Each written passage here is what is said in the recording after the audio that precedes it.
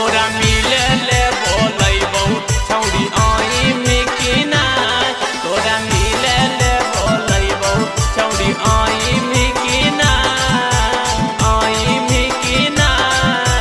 Mix by Kiran recording studio हड्डी मोड़ हैरान जमुई। तोरा फोन हवा करब तो उठाइमी कि ना तोरा फोन हवा करब तो उठाइमी कि ना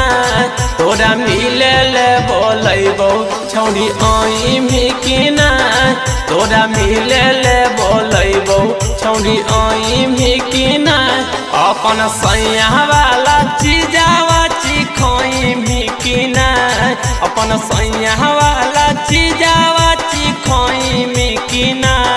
तोरा मिले ले बोलैबौ छौरी आइमी कि ना तोरा मिले ले बोलैबौ छौरी आइमी कि ना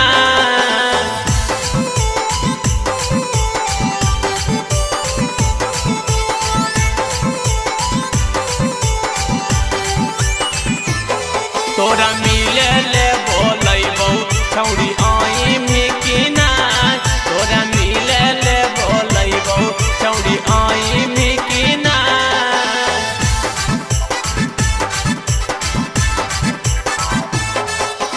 जबे बोलैबौ तबे तो अइहो सुने हमरा बतिया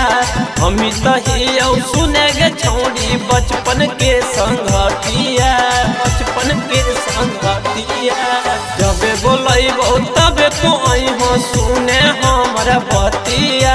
हमी तहियौ सुने गे छौरी बचपन के संगतिया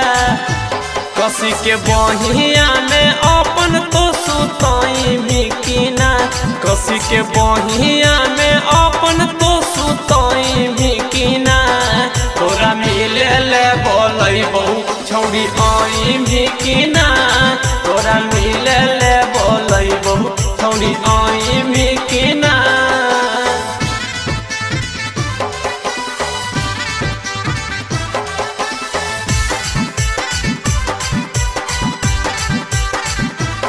तोरा मिले ले बोलैबौ छौरी आइमी कि ना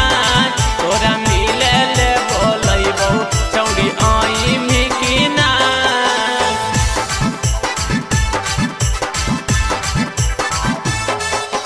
प्यार कैलियो सदियो करब छोड़ब नहीं साथ गे जिंदगी भर सुने गे छौरी कैले रहब हाथ गे प्यार कैलियो सदियो करब छोड़ब नहीं साथ गे जिंदगी भर सुने गे छौरी धैले रहब हाथ गे कहौ शिवदानी चटनी चखइमी कि ना हंसी के मिथलेश से बतियइमी कि ना छौरी मिले ले बोलैबौ तोरा आइमी कि ना छौरी मिले ले बोलैबौ तोरा आइमी कि ना।